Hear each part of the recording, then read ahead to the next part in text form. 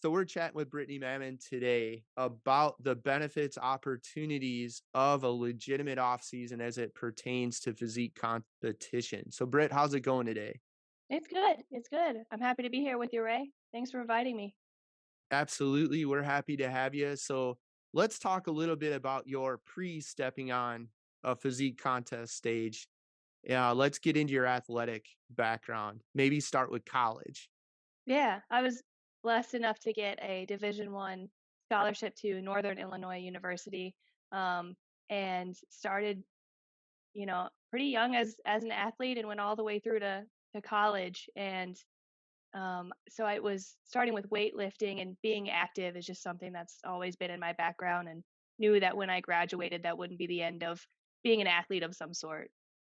So when we look at the blessed, I think you definitely earned a Division 1 scholarship for basketball. I don't think there was anything about being blessed outside of maybe you have an incredible work ethic. But looking at that, Division 1 athletics in college means you get access to real strength and conditioning training. So at least during college, you probably were lifting weights and working out, training in a way that most people weren't. Would that be true? Yeah, that's absolutely fair. And I was working with a lot of different strength coaches, and predominantly Olympic lifting is where I got my start. And they put a big focus on your form being correct. And my first year as a freshman, Olympic lifting can be complex. There's a lot of different movements. They would let me use a broomstick for my first freshman year, because they wanted to make sure that you were doing everything correctly, and not wasting any time with bad form. And then eventually, you kind of graduate to put some weight on there, and it definitely transferred over into how I felt on the court for sure. All right, Britt. So walk us through. Let's step back through the Division 1 weight training. What did that look like? Um, So mostly Olympic lifting is where our focus was. I mean, we were also conditioning, lots of cardio, but we would lift, around 6 o'clock in the morning, and we would do a lot of deadlifting. There was a lot of emphasis on squatting, and then we would do all kinds of Olympic lifting, hang cleans or power cleans from the floor, overhead snatch, and then some accessory work where we would work on different movements. Of the Olympic lifting to have it all come together. And even in the off season we were training, there really didn't seem like there was an off season. But I felt like each year I was progressing and getting stronger and stronger. I had a lot of fun with it. I wish I could do it all over again.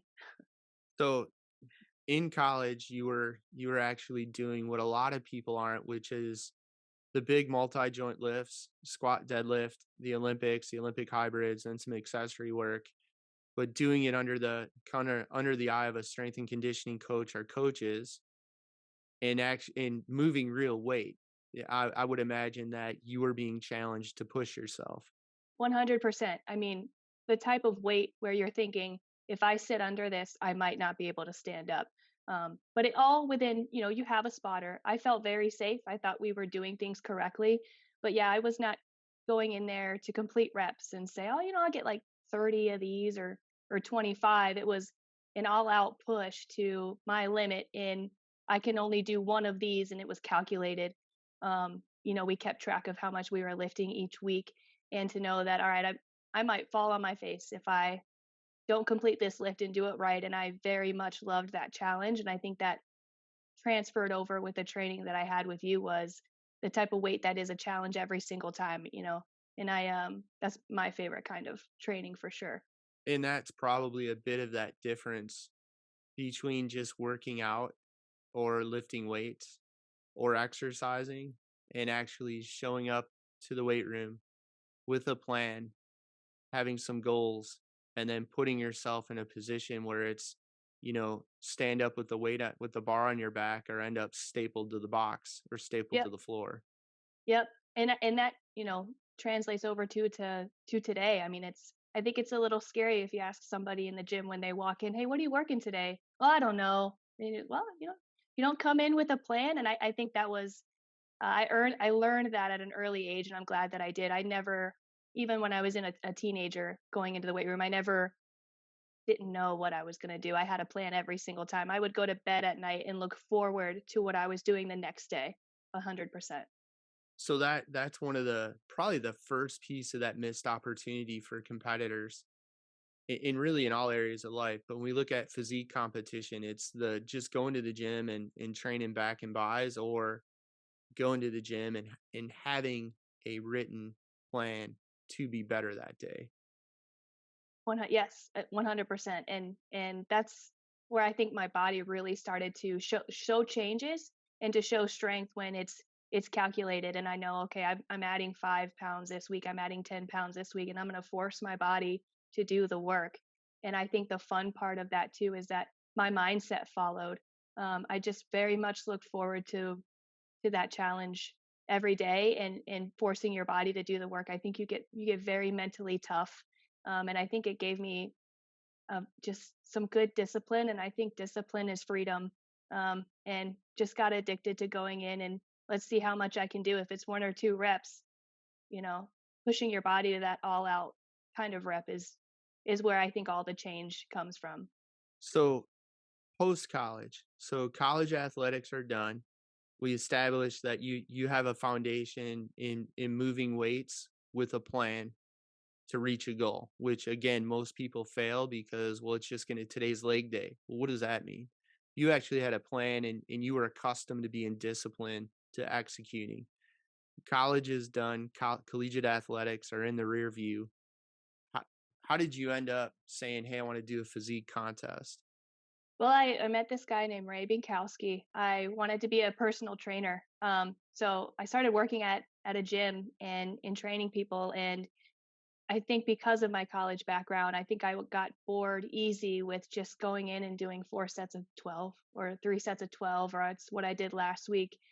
I think I wanted to get into physique because it just was a complete challenge for me, and the discipline with weightlifting I had under my belt, but I think taking on a new challenge in pairing food with it and being calculated with my food is when I started to see my strength go up and my physique change. And I also think bodybuilding takes me very far outside of my comfort zone. And I think that's where I just got a little more mentally tough was I'm going to do something where every day I'm completely uncomfortable. This weight, 4 days a week of training, 4 days on and 1 day off.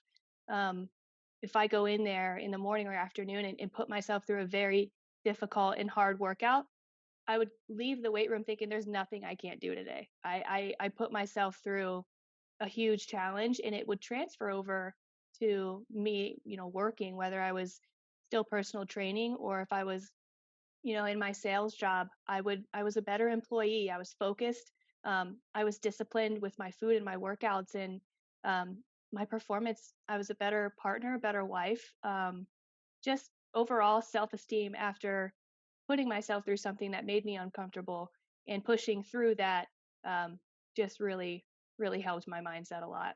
And so physique contest wise, you started out with bikini Correct. Yes. and then gradually transferred to figure. And for those that aren't aware, and I'm going to guess most are, but if you're not, bikini is kind of, if we think back, Hawaiian Tropics, bikini competition with a little more muscle and a little bit leaner.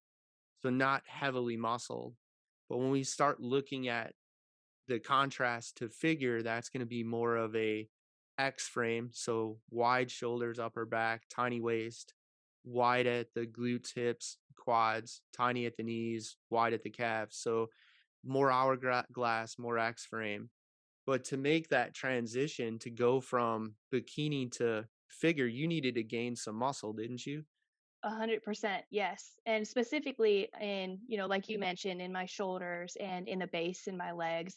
And just another challenge I enjoyed taking on. And our program that I worked on with you was so calculated that I just felt that I could throw all of my effort into it and not overthink what I'm doing is correct because I knew it was correct. And we had a very good game plan.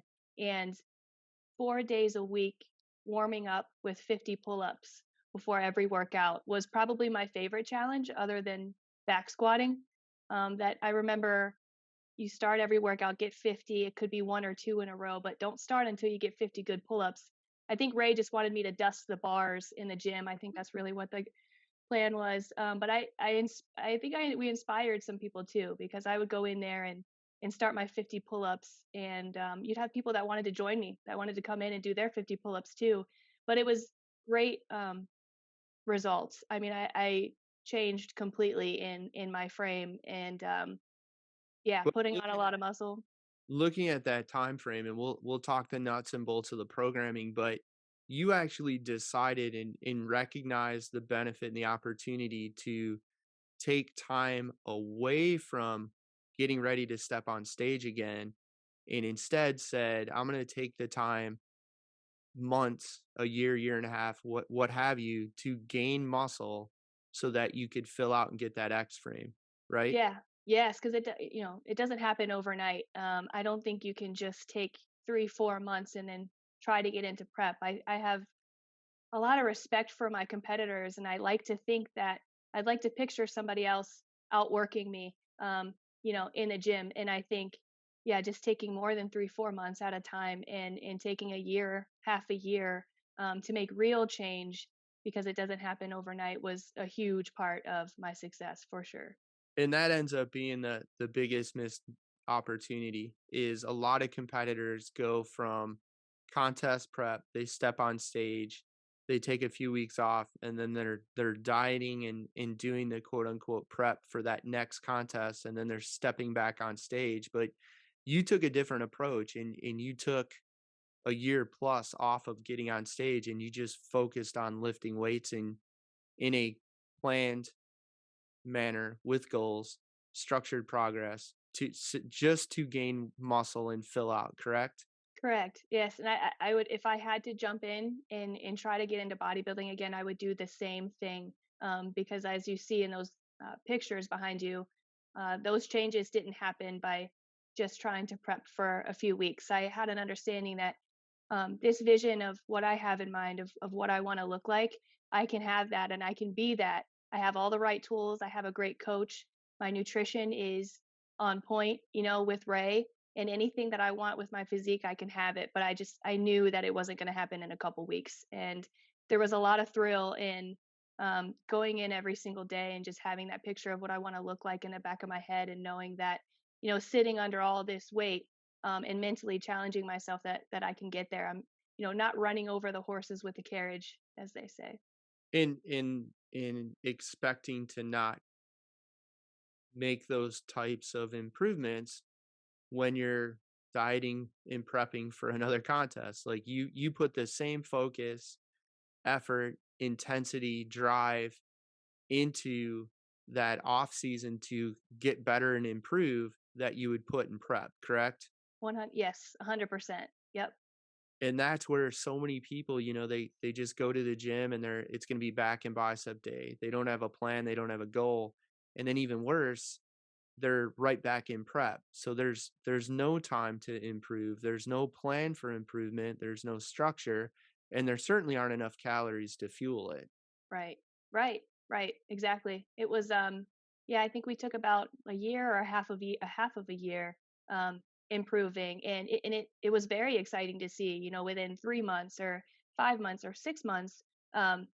First, I mean, noticing how much stronger I got, in that off season too, and getting as strong as I possibly could, and get looking completely different, and then carrying that into, little more stricter 3, 4 months of prep. I mean, it wasn't easy, but I felt like challenging myself before, the end of leaning out. That's just where my body looked completely different, and I wasn't as nervous going into the last 3, 4 months of, okay, it's time to lean out a bit, because I'd already put myself through such a fun challenge and pushed myself as hard as I could. And then, riding that wave into prep and into leaning out, I was just so excited that I think it was the perfect recipe. Training wise, one, again, to transition bikini to figure, you need a wider back or the appearance of a wide back, narrow waist. And that meant we started our workouts with 50 pull ups. but then also rotated between 2 things. 1, a squat program, or 2, a deadlift program. And that had you, if I look at my notes from your training, which we still have, you were squatting like 3 days a week, and then you would do your pull-ups, you'd squat, and you'd have 1 upper body lift for 3 or 4 sets, and that was it. Yep. And then day 4 was 4 or 5 upper body lifts, and that was it. We weren't doing all of these things. You were either squatting 3 days a week with your 50 pull-ups and 1 upper body lift, or you were deadlifting 3 days a week, and then day 4 was 4 or 5 upper body lifts. Yep. And it was I remember reading that at first thinking, well, maybe I could do more. Maybe, maybe I could push a little bit more. I could work out 7 days if I wanted to. I was very gassed up and excited for the show. So I was probably telling myself I could do more, but in talking with you, Ray, and understanding how much weight to do and how to challenge myself with those, maybe 3 to 4 days, some push and pull and a hinge and focusing a lot more on squats and on shoulders and pull-ups, I was able to adjust to where I'm making every single exercise difficult. I mean, every rep from the jump, I made hard on myself. It was, I should be doing a weight to where I can barely finish that last rep.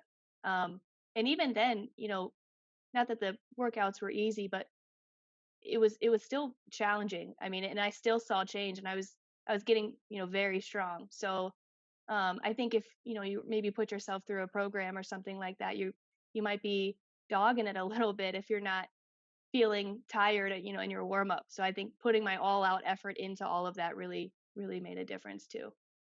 But the fact that we really rotated every couple, like 3 months between a squat program and a deadlift program, and that was it. So for those that are tuned in, it could literally be your workout might be 50 reps of pull-ups, however many sets it takes, and then it might be 4 to 6 sets of squats or deadlifts with a percentage of your 1 rep max dictated training weight. So there's planned progression using your percents of your 1 rep max, and that's mission critical. And then you might have 3 or 4 sets of dumbbell shoulder press, and you're done. Right. Right. And it felt good to train that way. I mean, 50 minutes in the gym. I think I was there 45, 50 minutes. I did not mess around. I'm timing my breaks, and adjusting the weight right to where on paper it might sound, oh, 50 minutes isn't enough. If you do it right and we're doing the movements correctly, it's going to make change. And it definitely did. I mean, my 1 rep max in my squat only climbed. I had people in the gym that would come up, to me when I was warming up with like 200 pounds just warming up, or 185 just repping those out, and I wasn't wearing a belt.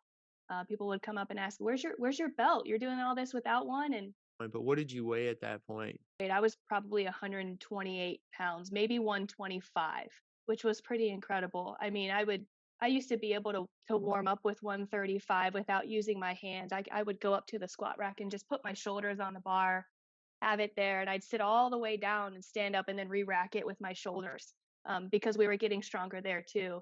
That was probably one of my favorite parts. But yeah, I mean, lightweight, and squatting 50, 60 pounds over my body weight, eventually substantially more than that, pretty easily, was incredible. I'm It just upset I didn't get it on tape. Food-wise, we kinda structured it where we gave you a calorie, carb, protein, and fat target, and we didn't say you have to eat these foods. You were kinda free to pick and choose the foods you enjoyed. I was. I didn't have the mindset of, I can't have this or I can't have that. Once things were calculated and on point, I could pretty much have whatever I wanted. I have a memory where we were deep into heavy squats where everything I was eating was fuel I would use.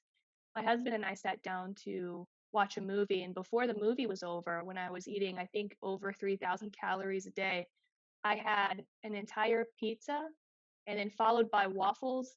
And then after that, I ate a pint of Halo Top ice cream before the movie was over. And then the next day, going to use that fuel, just being able to move the bar very easily was a lot of fun. But it was shocking how much I could eat. But knowing that we're using every bit of what I'm eating for fuel was fun. So that was a good part of it, was not limiting myself to what I wanted to have. So in having the flexibility to enjoy the foods that you want, and then at the same time having a greater amount of calories kind of sets you up. And this is like I just talked to a competitor. She wants to compete in a few months and she's already down to only eating 1400 calories, which means she's sh- it's not going to work for her. Like she needs to correct how many calories she's eating or pick a different time frame to compete. In your case, when we look at getting calories up to say 3000 and having the flexibility to have waffles and pizza in Halo Top, or even like I've got in your logs weeks going into the contest, you were still having chips, guac, and Corona Light, Guilty. and it didn't negatively impact your progress. No, no, and I think that's, credit to how calculated our program was, and you educating me that way too, because I would kind of double kind of double think things. Should I be eating this or doing that? But once I was able to get on the same page with you about, being calculated and tuned in with your nutrition, I mean, you can calculate it as much as you want, and if you want to eat it, have it.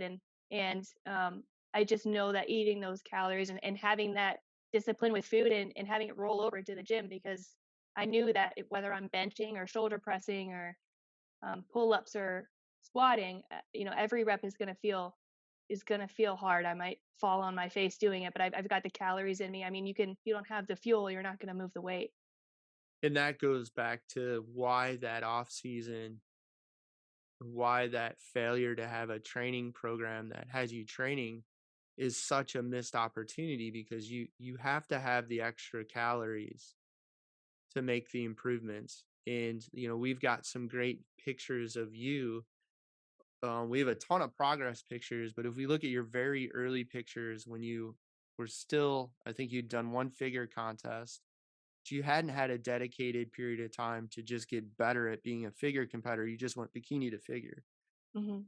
But we went from that initial starting point, your first photos, to photos near the end. Your back is like a mile wide at the end because you took that time, had a dedicated disciplined off season to not only eat a caloric surplus, but to actually not just work out with weights, but train. Yeah, exactly. Then I think that's where we touched on the difference in exercise and training instead of taking the, off season and trying to do my second figure competition where my back did look a lot different. I'm not just going in there and in 3 sets of 10 of, lat pull downs. It was, all very calculated and had been doing pull ups for, I think by that time when we saw the progress in my back, I think I'd been doing, 200 to 300 pull ups a week for half a year, maybe a year long, and having patience. I would get eager and I'm, 6 months or 8 months until we get on stage and I could barely wait to do it. But slowing myself down and having that patience and doing one workout at a time, I think really showed in progress, especially in that photo. And that there again, like I continue to have conversations, and this is why I wanted to sit down with you to do this because your photos paint the picture. Like, look, if you take and put the effort you put into your contest prep into getting better in the off season, this is the outcome. And so many competitors still their thought process is, well, I don't need to work with a coach. I don't need to be focused, dedicated, disciplined right now because it's the off season. And then 8 months, 12 months, 15 months goes by and they want to start prep again. Well, you never spent time improving. You just spent time away from being in prep. I was able to understand that or get excited about that and maybe some of the experience I've had with sports or just being a sports fan. I mean, I don't think Steph Curry waits until the NBA playoffs are on to start. Okay, now I'll start, putting in the work. We've got the championship in 4 weeks. He's busting his butt in July, a year before the NBA playoffs start. And I learned that a lot with basketball too. It's the small disciplines every single day that I know in October when we get to the, we're in preseason, but when we get to the MAC championship, they're all going to connect and come together. And I don't think a lot of success just comes together without that prep. And I think maybe I learned that from basketball, or if you're a sports fan, just look into some of these athletes that the work is all year round to improve, and you can't just really turn on a light switch in a couple of weeks and try to have a result you've never had before. You're right. Every sport at the top level and really even at the amateur or the youth level, you have that period before the season starts where you're preparing for the season. And then in the season, sure, you have practice getting ready for your games, but there's always that before the season starts period. And that's the off season for physique competitors. And I think you kind of nailed it. Every stick and ball sport does have that period where you're getting ready to start practice and play games. Yeah. And when we look at the physique athletes, they tend to want to skip that and they just want to go back to, well, I'm going to start practice on Monday and the first game's Friday night or Saturday night. Yeah. And I think maybe even if you're not a sports fan, even having the mindset of my competition's outworking me. I mean, I think that drove me a lot too. I mean, I didn't know who I was going on stage against, but I could put it in the back of my mind that somebody is outworking me somewhere, and I don't like to be outworked. I want to be the hardest worker in the room, and I think that motivated me. And just having patience and trusting the process, as cliche as it is, just made a huge difference. I would, if I ever prepped again, that's exactly what I would do. I would take a year and a half first and do some real big changes before, really leaning out. The last 3 4 weeks I think is not where you coast, but that's where the frosting on the cake happens. You can't really change your shoulders and get bigger in that time, which is what you want to do. Yeah, and the only way to do that is to have that disciplined, dedicated, focused training in the off season. And in fairness, like how tall are you? 5'8" on a good day. So 5'8" on a good day, you really shouldn't get a Division 1 scholarship for basketball. You're not 6 feet tall. Right. Like but yet you did. And in that, the work ethic, the awareness that somebody in some weight room may be on stage competing with me and they could be outworking me. Therefore, I'm going to do the work. That there's a huge lesson, message, or kind of teaching point there is that's the mindset that successful people take. And that's the mindset of somebody that's 5'8" for women's basketball that gets a Division 1 women's basketball scholarship. That's hard to do. But when you're under the average height for the Division 1 female basketball player and you still get a ride, it speaks to your work ethic. In anybody tuning in, you can steal that. Like the focus is simple. Somewhere someone's outworking you today. No doubt, and I think that translate over, and thank you for saying that too, by the way. I think that translates over to even in your day-to-day career. I think competition is a good thing, and I think it drives us all. And before I forget, to piggyback off of that point, I mean that as a kid, I loved basketball and always thought, again, somebody was outworking me so much so that I would go outside. You could see it. Hard to do. Yeah, I'd go outside in the winter and shoot hoops, even if there was snow on the ground, because I couldn't get pulled away, from the game. And I think if you can, whatever your discipline is or whatever it is that you want to achieve, if you can throw yourself and get obsessed with it, within reason, I think the discipline just becomes freedom. If you can dive into being disciplined, and you'll everything else kind of falls into place. I'm a better partner, better wife, and co-worker. And you kind of touched on that earlier and you just did again. So let's talk about that. And this is post contest. Like you're not stepping on stage anytime soon. It's been a little while since you have. But the skills and that discipline, that mindset led to a Division 1 scholarship, not in your home state. That discipline dedication led to being rather successful on the contest stage and then success in your career. And people they don't think about that. Yet you're aware of it. Like if I push myself here to develop these habits, I'm better here. Yeah. Definitely, and it like it's transferred over into my career too. I'm in a sales, like an inside sales position, and I work with a technology company, and it is highly competitive, in the area that we are. And I still every day think if I don't do this little thing for our customers, somebody else will. And I'm sure maybe you've heard that a million times, but even when we're stuck in a rut at work, the 6 to 8 months with having long projects, that are due, but could also, come out to win big for us. If I wanted to slack off in the 6 to 8 months or something like that, I could. But just having the discipline and knowing that if I don't do everything right for my customer or show enthusiasm or a good attitude or how do you react when things are maybe a little sour, somebody else will do better than me, and that's always drives me. I mean, our the team that I'm on, our goal, is to sell 1 billion this year, and you can't do that if you're not, competitive or can't, go in every day with a good attitude and just accepting the challenge of facing other competition, I think is no matter if you're doing bodybuilding or sports or anything like that, I think it applies. $1 billion sales goal is audacious. Daunting. That's a big deal. And that means patience and time, spending that 8 to 12 months doing the work day in and day out, knowing that it might take that amount of time to close that big deal. It's kind of similar to that off season spent 6 months getting better before you even considered prep. Yeah. Yep, exactly. So it was kind of an easy transferable skill, I'd say, over to me, but in the workplace. But I think it's a skill that I think maybe every employer would have, or if you're a parent, or if you're a friend. I mean, just having the patience and trying to better yourself every day in little ways, will go a long way. I think it's cliche, but it's paid off for me thus far, I'd say. And that's the way I've always looked at. I'm old enough now to see things through the eyes of having a few decades in and around this sport.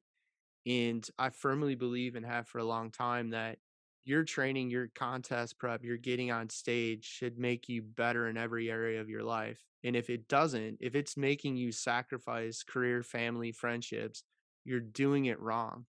But when it's done right and you get under that loaded squat bar with, say, 95% of your one rep max and you're doing sets of triples, when when you take a shower and you put your business casual on and you go to work, work's probably pretty easy. That's right. I think that speaks to the mindset of, like I've mentioned, if I can push myself through a difficult workout and a difficult load set and I accomplish that, I go to work or I log on and I start getting on meetings. There's nothing that's going to bother me today. I can take everything in stride. I do have that mindset that once I can, I'm very also hard on myself. My mindset, I'm the biggest critic in my own head. And if I can satisfy myself by sitting under a heavy squat, thinking I might not stand up and then you stand up.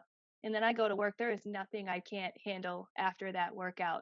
Sitting under heavy weight and squatting is one of the big metaphor for life. I mean, when something heavy weighs you down and you stand up against that resistance, I think that's a good mindset, to have too. Small reminders of that. I think it's an incredible mindset. And back once upon a time in my sales career, I squatted heavy squats were Friday mornings because I ran a sales meeting with the executive team of our company. And it was my meeting, it was my show. And boy, it was a lot easier after training with big weights. It's like this will be a walk in the park. Right. Right, because 'cause you've already put that pressure on yourself. Yeah, I've already You are done you it. you've got that expectation, and I think you're like me, Ray. I like to constantly reach for something that I can just barely touch, or I'm always reaching for something I can't get, or I'm short of it. And yeah, it is incredible how much calmer my mindset was. I wasn't looking for anything else to really dive into. It was just I was again just a good wife, and my sales were better when I was doing that. I was calm. It was just it's an incredible mindset to have when you're patient and it's a long-term goal.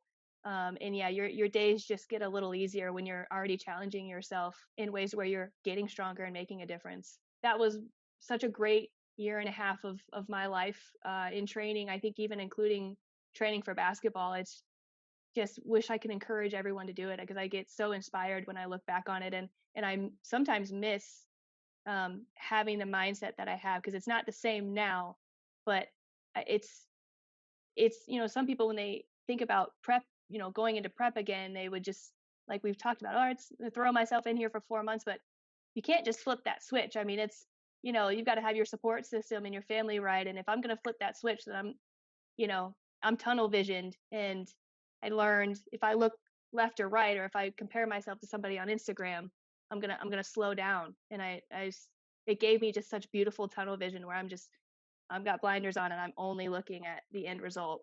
And that's something that I wish everybody could have and challenge themselves to. Looking back at everybody that worked for us and everybody I interacted with, there's the folks that were successful, and it's the athletes that were Division 1 athletes that intern with us or worked for me. You guys all have similar stories. Like I did a podcast with Jeff Sobel like a month back, and when he was in high school, the weight room wasn't open, 0 hour for anybody to lift weights. Like you couldn't the school when the school got unlocked, the school was unlocked. And that meant when school started. So he used to take his little brother who played football at Northern and one of his buddies, and they would go over to the high school and they would lift Mike up, little brother Mike up, who was a linebacker at Northern, so he wasn't not a small dude. Right. They would lift him through a window. They would break in, and then he would go unlock the door and let his older brother and the buddy in, and they'd lift weights. I love Well, it. 2 of those 3 kids are, like, only 2 of the 3 kids that have ever they're the only 2 that have had Division 1 football scholarships from that high school, Yeah. and they were breaking into the school. You know, it's no different than you getting a key to the gym. The blonde girl that played softball at Oh, Northern, Bree. Yeah, Bree. Bree, God, Yeah. I was gonna yeah, I was her name was on the tip of my tongue, and then I went a different and it came back. We knew each other at NIU, and then she walked through the Fitwork store, and I'm like, "Nice, we got another So she Husky." was the same way, like, you and Tim were gone, but I remember being in meetings, and she was pissed at another employee. She's like, "No," and she legit said it. She's like, "No, this is bullshit. He asked you to do this a week ago. You still didn't do this." And she looked at me, and she's like, "Don't give them this anymore. Just they're not doing it."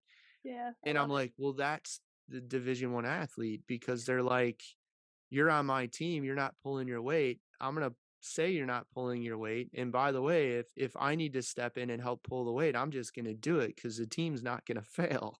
Right, well, and to piggyback off of that, and I'm sure if Bree ever did jump into bodybuilding, she would do great because because she holds herself accountable, obviously, and I think another thing I don't know if I told you this or meant to mention was that I loved team sports very much, but what drove me nuts was, we would get class checked. So I would go into my 8 AM math, and my coach is already sitting there. She's like, "Okay, you showed up, cool," and then she'd leave, so you had to do everything right. You couldn't wear pajamas, sponsored by Adidas. If I wore Nike, I'm in trouble. Like our coach was like, "You better be wearing Adidas underwear," right? So you just had rules and it was strict, and I appreciated that. But what drove me nuts would be if I had a teammate that went to class with their pajamas on and the coach was class checked them, we all had to run. So paying for other people's mistakes drove me nuts, but I understood that's a team ethos. That's what it is. It was freeing to know that when I started working on bodybuilding, that if I do something wrong or if I don't get the results I want, then look in the mirror. I'm the only one that's doing the work. I'm the only one that's doing that. And it was kind of my first dip into individual sports. And I loved it because I knew I could hold myself accountable and I had no one else to blame but myself. It's that famous quote, don't complain about the results you didn't get with the work you didn't do. And so, not that it felt like team sports were horrible or anything, but it's almost like you don't have to worry about others not holding themselves accountable. So I'm with Bree.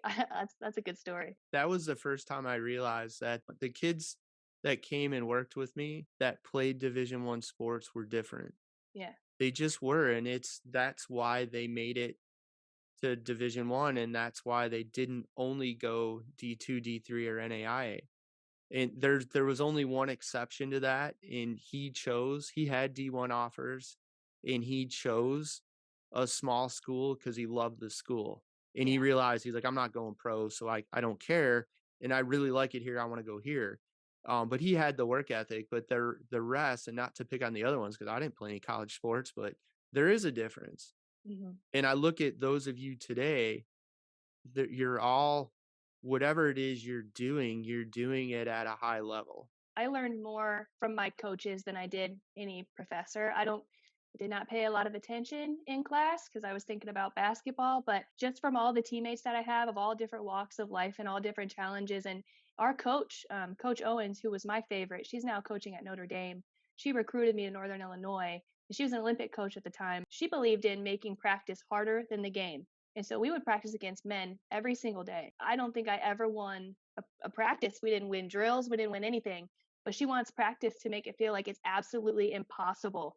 And then when it's time to come to the game, I mean, you're I hate using this word, but it's you're battle tested, you know, in a way, and you've already gone through the tough part, and so it kind of made not the games easy, but it practices shouldn't be easy. I miss that discipline sometimes, but it does definitely transfer over in it just feels like my schedule outside of being a Division 1 athlete is just pretty easy. I mean, why shouldn't I be able to get up and lift at 6 a.m.? You know, I don't.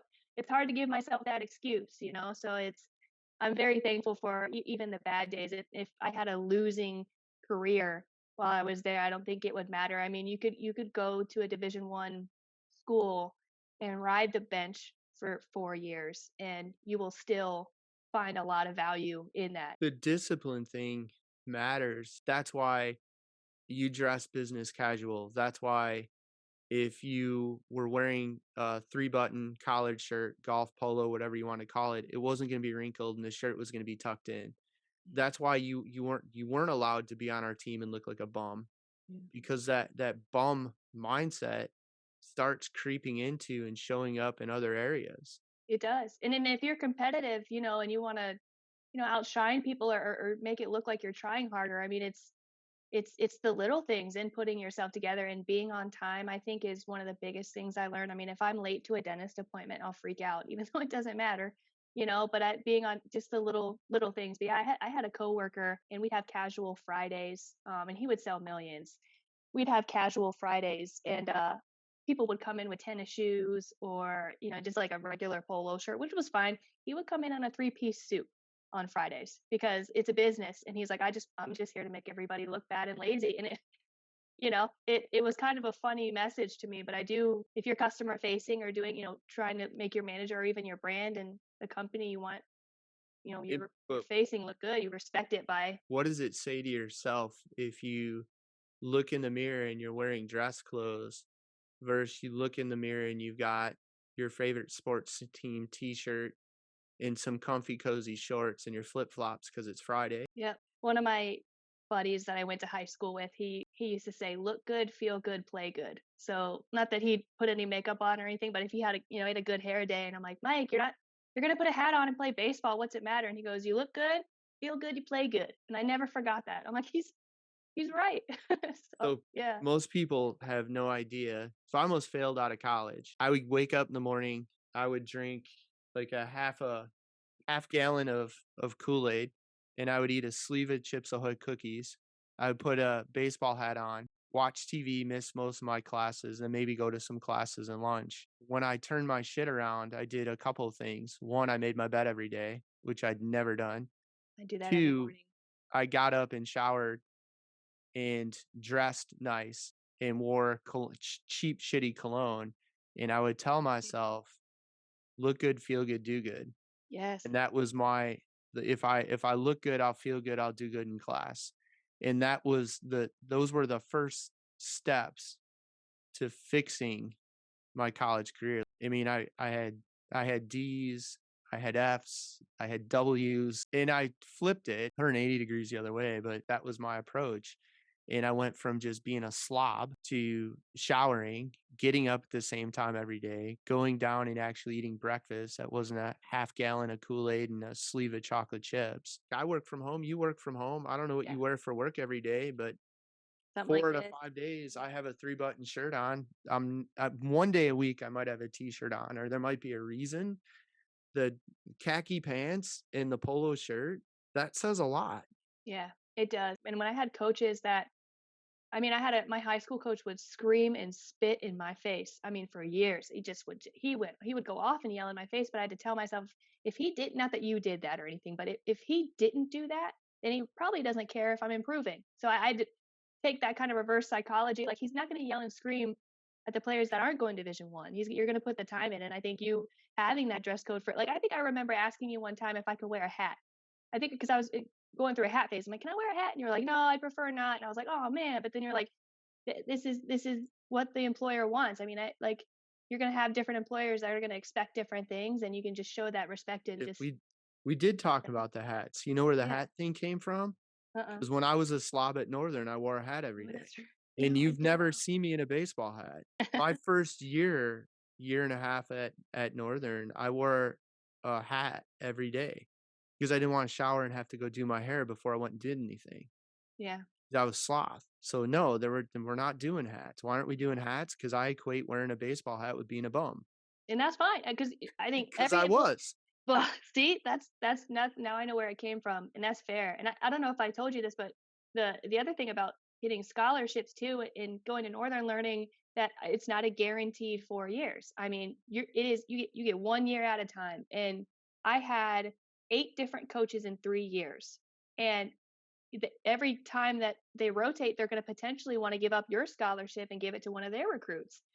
So I had to learn all different defenses, all different styles, different body, like they're big on body language. I mean, I think that also helped me with my employer now, because I've been on the team I am now for 5 years, and I've had 6 different managers and 4 different directors. And so I could yell and complain, but I also think just being able to adapt is another thing that I learned with college too, was how do I satisfy all these coaches and show them I can hustle and do all these things, and you just, from the flip of a switch, I got to learn something else. And so I'm beyond grateful for that, you know.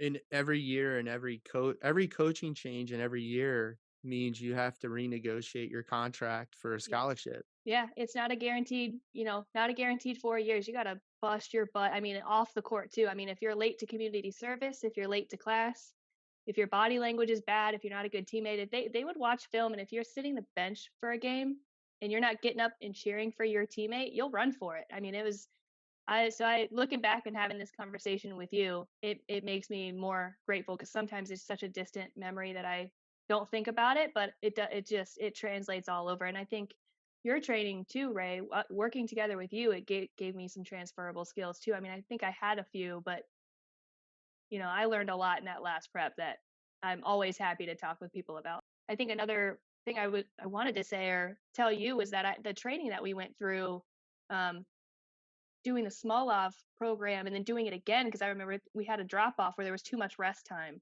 And I was like, we got to do it again. We did it again. And I remember before I even got on stage, I was so happy with what we achieved.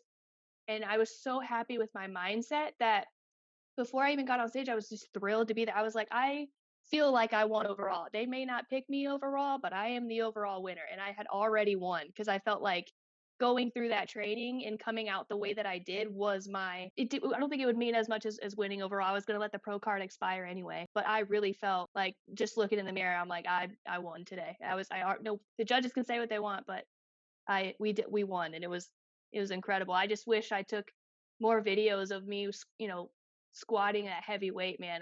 I wasn't focused on my camera or my phone ever, but that's my small regret, is not getting that on film or taking more pictures, because it was nuts that I would squat 225 weighing 120 pounds. Like, that was insane. And it was a training weight. It wasn't Yeah. like, "I'm gonna see if I can do this once." Yeah. Yeah, I mean, warming up with 200 and 185, that felt smooth, and I felt good, and it was just, man, I just wish I would have recorded it, but all of your expertise. If I ever did it again, I would never work with anyone else. I almost don't listen to what anybody else says unless it comes from Ray. I'm like, let me see what Ray says about this. Well, I appreciate that, Britt. Good coaches have great clients. I didn't choose to get under a bar that weighed more than me. You had to. You had to be willing to do that. A lot of people look at coaches that have big following and have a lot of successful clients. What they don't realize is those coaches typically don't work with people that don't want to be successful. Right. If you don't have the work ethic, you don't have the drive, the desire, you don't want to get uncomfortable, I don't want to work with you. I can't help you. I always did best for coaches I did not want to disappoint. If I had a good connection with my basketball coaches, I had practices where my body felt like I was just gonna fall, like it physically hurt to move. But if I didn't want to disappoint my coach, I'd push that through, just because I had a lot of good coaches I connected with that cared about me, more than basketball. They wanted me to graduate. And so I worked hardest for coaches I didn't want to disappoint. And I felt that it with you too, Ray. I mean, you know a lot. You're a freaking wizard. In a sense, didn't want to disappoint you. I know we put a lot of math and work into this, not that I think I would have, but all of my effort was like, I've got a great teammate in Ray here. Like, let's hit the ground running. And I wish a lot of people maybe like had that mindset. And I would not still work hard these past couple months and do more than I'm expected to do if I didn't want to disappoint my sales team. But it's It people that deserve it. It's not assholes.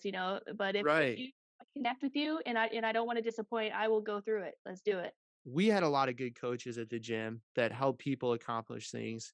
I watched Dick Zenzen before I ever had the gym. I saw him like 2 times at the rec center at Northern working with somebody, and I was like, "Who the fuck is this guy?" But anybody that trained under Dick went on to get set national records, world records in powerlifting. They won in I watched John Burkett. I don't know if you remember Burkett, but Burkett would do that with cross country. He literally said he would walk the hallways the first week of school, and you can't say this today. He goes, but he's like, I'd look for the fat girls that clearly weren't playing sports that no coach ever went and walked up and talked to, and I'd walk up and tell him I saw a runner in them, and that I could get them to state. Yeah. And because he did that, they didn't want to disappoint him. Right. So they suddenly believe they had someone that believed so much in them that they believed more in themselves and they got Yes. stuff done.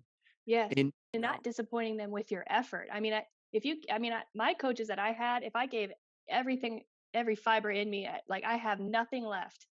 That's my way of showing I don't want to disappoint you. Now the outcome could be that we didn't win the game or we didn't win the championship because basketball is a game of mistakes. It is momentum and it's a toss up. Anybody could beat anybody, but from the effort standpoint, that's where I guess I'm coming from and not disappointing is like I could put everything in and still lose, but my worst fear would be going home and sitting on the couch and be like and saying I could have gave more, and that would just I can't live with myself.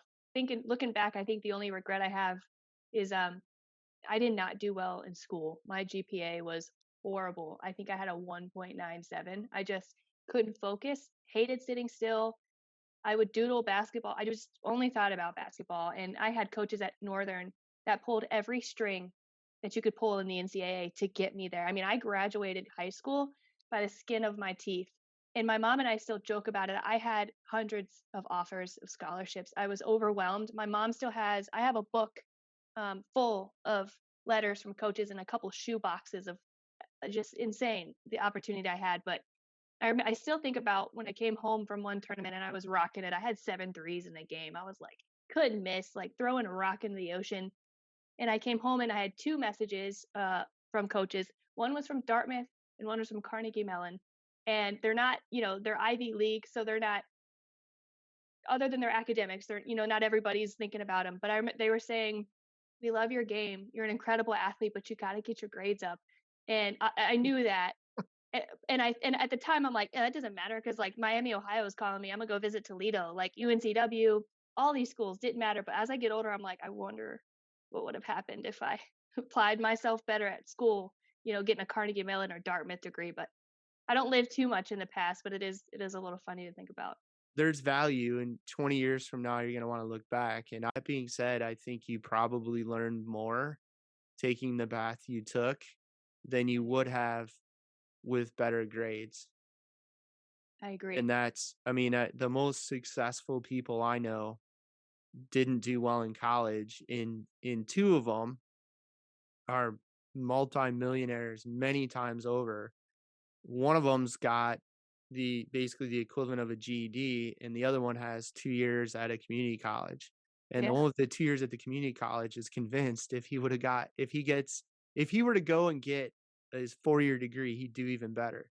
I consult for them, so I know what the revenue numbers are. It's like, dude, like if you had an MBA, you wouldn't be doing this because you would No, have picked up all of these bad academic ideas and habits that would have kept you from doing these things that you're that's like, right. "This seems like a good idea. I'm gonna go after it." Well, yeah, that's right. And it seems like when you're, whether you're in school and college too, it's like the professor designs what they want you to learn. I mean, it's like here's the book I want you to read, and you're focused on just what that professor wants you to learn, other than like just being, maybe there's more power in having studying independently. I'm gonna read every book.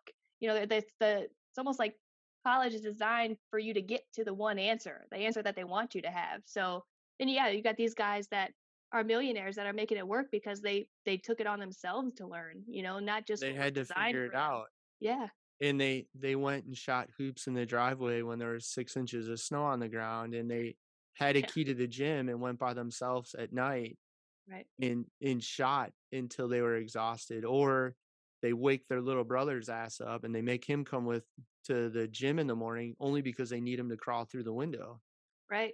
Well, Brittany, thank you for giving up part of your time, sharing a bit of your story. Hopefully, people that tuned in can see how easy yet difficult it is to decide to be disciplined and focused and put that intensity into an off season. Clearly, your pictures show the benefits of doing that. Yeah. Thanks for having me on, Ray. It was an honor. And if any clients, reach out and want to talk to me or connect, I'd be more than happy to. But I would not recommend any other coach. And I think being able to throw myself totally into your plan with nutrition and training and trusting the process 100% made a huge difference in my results to where I could just focus on my effort. So I thank you for that. And maybe one day we'll do it again. I don't know.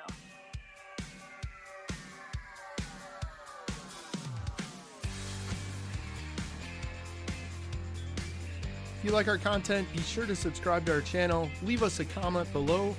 Also, be sure to check us out on your favorite podcast provider. See the links in the description below.